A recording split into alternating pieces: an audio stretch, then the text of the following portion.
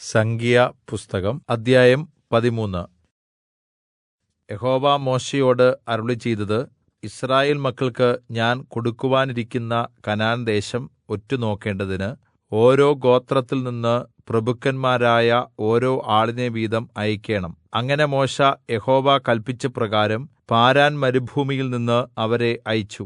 ആ പുരുഷന്മാർ യിസ്രായേൽ മക്കളിൽ തലവന്മാർ ആയിരുന്നു. അവരുടെ പേരുകൾ ഇവയാണ്: രൂബേൻ ഗോത്രത്തിൽ സക്കൂറിന്റെ മകൻ ശമ്മൂവ, ശിമെയോൻ ഗോത്രത്തിൽ ഹോരിയുടെ മകൻ ശാഫാത്ത്, യെഹൂദാ ഗോത്രത്തിൽ യെഫുന്നെയുടെ മകൻ കാലേബ്, യിസ്സാഖാർ ഗോത്രത്തിൽ യോസേഫിന്റെ മകൻ ഈഗാൽ, എഫ്രയീം ഗോത്രത്തിൽ നൂന്റെ മകൻ ഹോശേയ, ബെന്യാമീൻ ഗോത്രത്തിൽ രാഫൂവിന്റെ മകൻ പൽതി, സെബൂലൂൻ ഗോത്രത്തിൽ സോദിയുടെ മകൻ ഗദ്ദീയേൽ, യോസേഫിന്റെ ഗോത്രമായ മനശ്ശെ ഗോത്രത്തിൽ സൂസിയുടെ മകൻ ഗദ്ദി, ദാൻ ഗോത്രത്തിൽ ഗെമല്ലിയുടെ മകൻ അമ്മീയേൽ, ആശേർ ഗോത്രത്തിൽ മീഖായേലിന്റെ മകൻ സെദൂർ, നഫ്താലി ഗോത്രത്തിൽ വപ്സിയുടെ മകൻ നഹ്ബി, ഗാദ് ഗോത്രത്തിൽ മാഖിയുടെ മകൻ ഗെയൂവേൽ.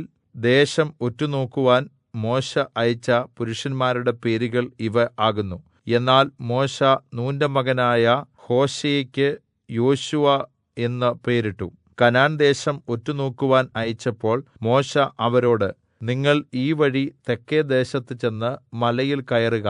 ദേശം ഏതു വിധമുള്ളത് എന്നും അതിൽ കുടിയിരിക്കുന്ന ജനം ബലവാന്മാരോ ബലഹീനരോ ചുരുക്കമോ അധികമോ, അവർ പാർക്കുന്ന ദേശം നല്ലതോ ആകാത്തതോ, അവർ വസിക്കുന്ന പട്ടണങ്ങൾ പാളയങ്ങളോ കോട്ടകളോ, പുഷ്ടിയുള്ളതോ പുഷ്ടിയില്ലാത്തതോ, അതിൽ വൃക്ഷം ഉണ്ടോ ഇല്ലയോ എന്നിങ്ങനെ നോക്കി അറിയുവിൻ.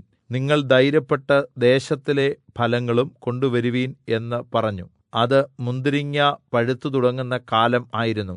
അങ്ങനെ അവർ കയറിപ്പോയി സീൻ മരുഭൂമി മുതൽ ഹമാത്തിന് പോകുന്ന വഴിയായി രഹോബ് വരെ ദേശത്തെ ഉറ്റുനോക്കി. അവർ തെക്കെ ദേശത്തുകൂടി ചെന്ന് ഹെബ്രോനിൽ എത്തി. അവിടെ അനാക്കിന്റെ പുത്രന്മാരായ അഹീമാനും ശേശായിയും തൽമായിയും ഉണ്ടായിരുന്നു. ഹെബ്രോൻ ഈജിപ്റ്റിലെ സോവാരിന് 7 സംവത്സരം മുമ്പ് പണിതതായിരുന്നു.